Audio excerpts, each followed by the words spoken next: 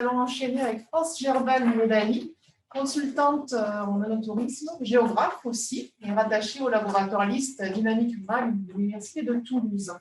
En parlant un petit peu plus du côté zélandisation qui peut être un des risques aussi de cette monotourisme. Tout à fait. Alors, merci beaucoup de m'avoir invité.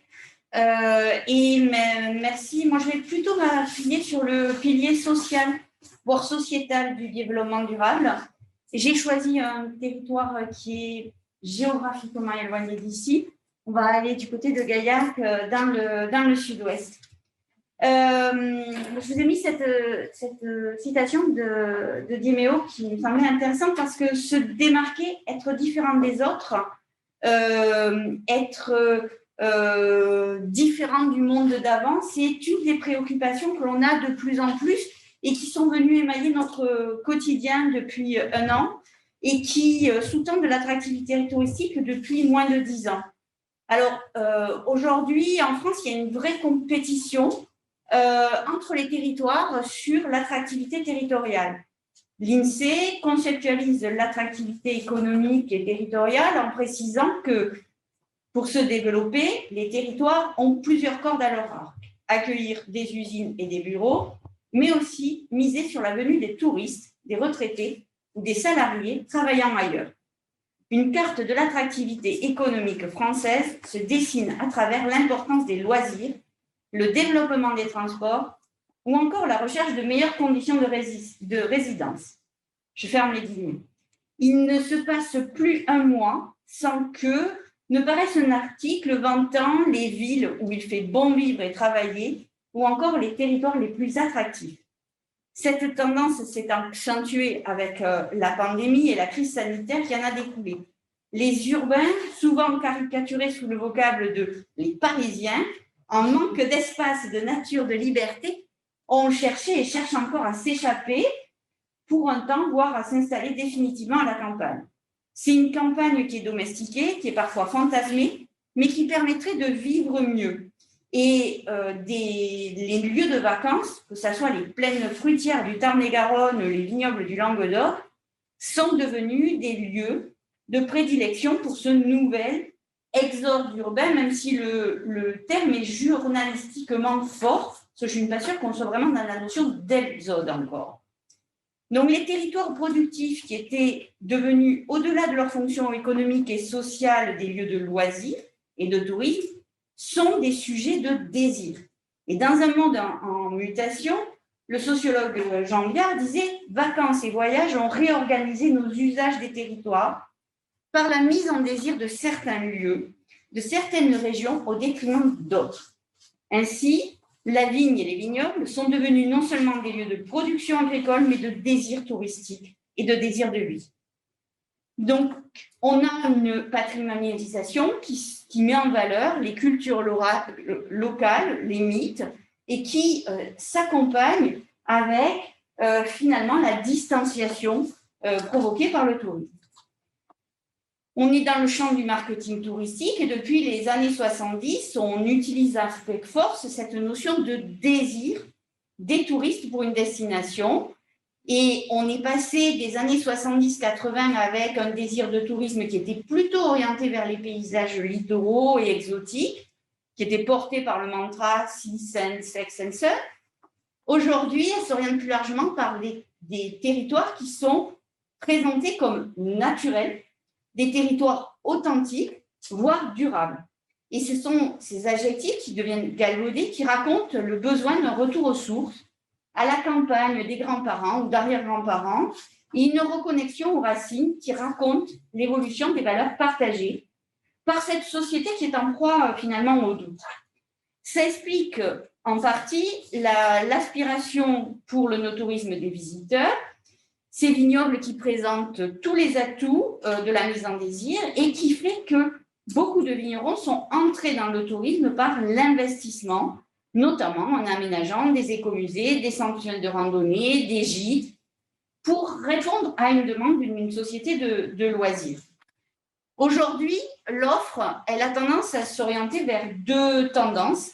D'un côté, un œnotourisme culturel ou festif, qui est axée sur une médiation culturelle, une offre événementielle, qui fait des vignobles, des appellations, des domaines, un terrain de jeu, une salle de concert, une salle d'exposition en plein air. On l'a vu avec l'exemple de Sophie, avec cette mise en art, en land art des vignes. Cet œnotourisme culturel démontre la créativité des vignerons et montre que la culture en milieu rural doit aussi se penser avec les vignerons. Les vignerons sont mécènes et programmateurs culturels, c'est une nouvelle corde à leur arc. Cette implication culturelle favorise la rentabilité de leurs exploitations, moins le leur souhaite, mais elle permet également aux visiteurs comme aux habitants de s'initier ou de découvrir de nouvelles formes artistiques qui ne sont pas toujours présentes en milieu rural, on le voit très bien avec l'art contemporain, mais aussi de participer à des animations. Dans le vignoble de Gaillac, qui est en sud-ouest, donc c'est un vignoble de taille modeste et qui est coincé entre Albi et sa cathédrale inscrite au patrimoine mondial de l'UNESCO, donc qui est un territoire qui est attractif touristiquement, et puis de l'autre côté qui est en bordure de la métropole toulousaine qui est plutôt dédiée à l'aéronautique. C'est un vignoble qui a un peu plus de 1000 ans, mais qui est comme tous en train de perdre de la superficie. On est à 3900 hectares plantés aujourd'hui. Dans ce vignoble-là, on trouve beaucoup de propositions d'animation culturelle. Et de l'Ascension au 3e jeudi de novembre, qui marque les primeurs, on a à peu près tous les week-ends des animations et tous les soirs en juillet. Au 14 mai, lorsque je faisais la dernière recherche là-dessus, on était à 65 propositions mises en ligne par les vignerons. On est un peu plus de 150 à ce jour. C'était que pour l'été 2021. Donc, tous les soirs, on peut aller, comme là, assister à des concerts qui sont au milieu des vignes. On peut aller faire des randonnées, de l'observation des étoiles. On a vraiment quelque chose d'assez vif. Ça rend le territoire vivant, attrayant, et les collectivités territoriales s'en sont saisies parce que ça renforce leur attractivité, ça complète l'offre culturelle proposée par les institutionnels, et du coup, comme le suggérait Fabri, on a une mise en cohérence entre le tourisme et le territoire support, parce que cette offre culturelle, elle s'adresse finalement pas tant que ça aux visiteurs, du moins pour les institutions, mais vraiment pour les habitants, pour rendre ce territoire aux habitants. Donc, cet œnotourisme culturel participe à développer cette image d'hospitalité, de convivialité, de dynamisme que recherchent ces vignobles, souvent en quête d'attractivité.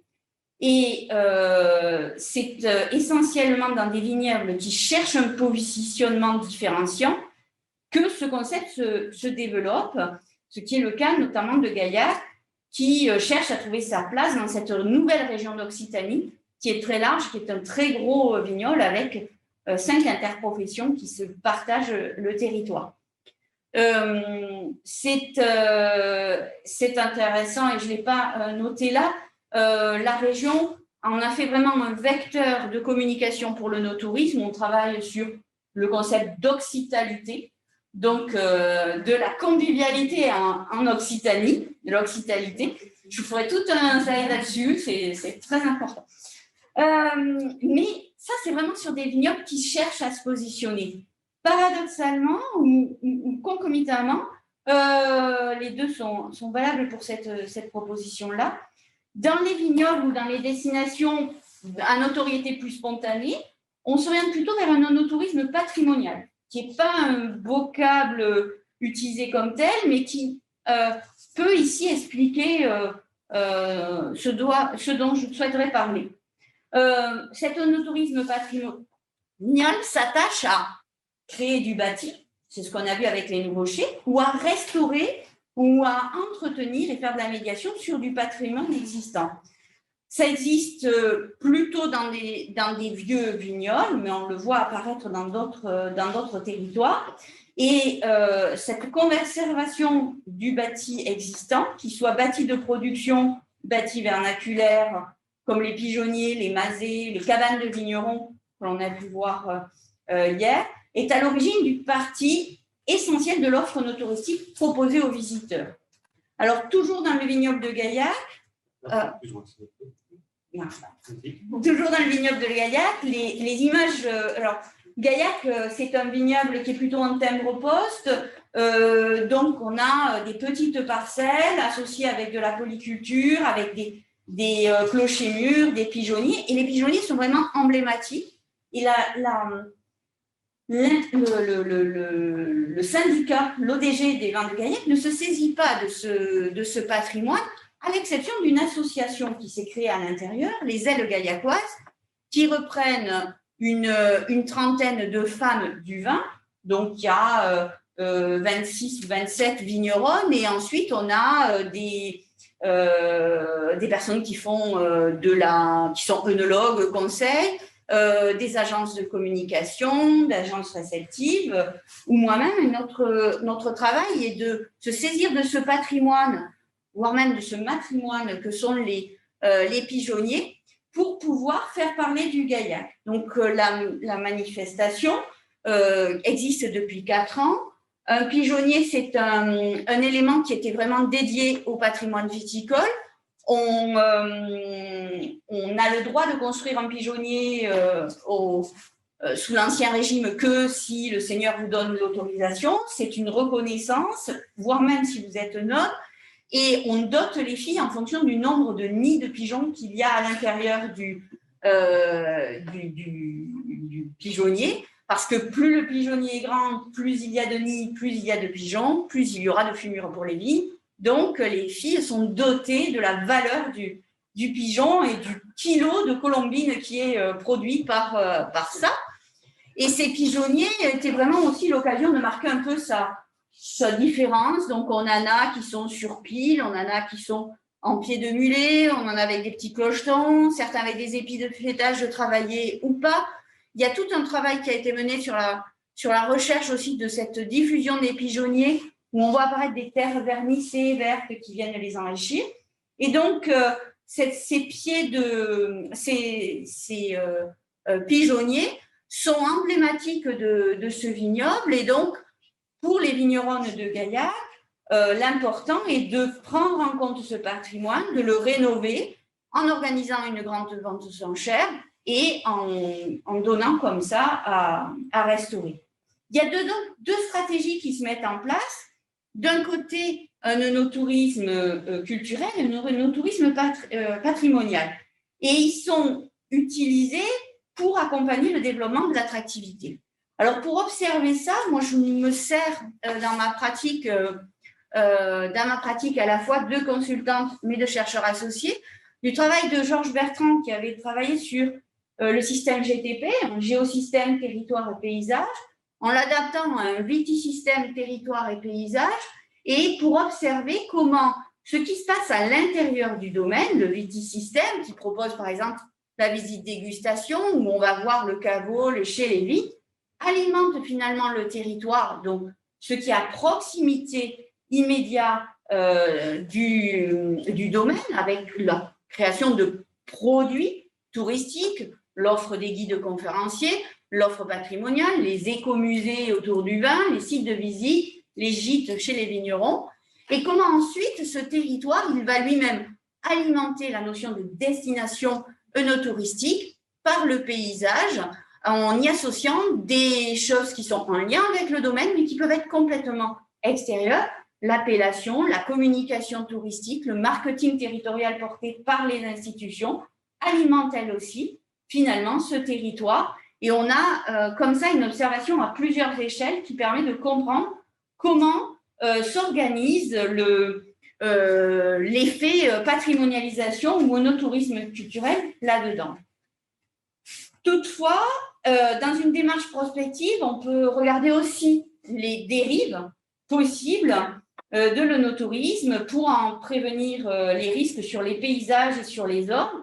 Et on pointe principalement un risque de Disneylandisation d'un côté, c'est le masque, ou un risque de muséification de l'autre. Pour aujourd'hui, je ne m'occupais que du côté Disney.